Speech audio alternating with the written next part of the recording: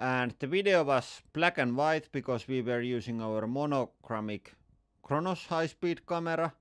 And as you can see, the implosion of this sized model submarine, it's really fast. Even if our pressure chambers pressure gets straight away lower when something breaks inside, so it could be even faster on like real ocean, but just couple milliseconds here also, so it's really fast, these implosions at these high pressures.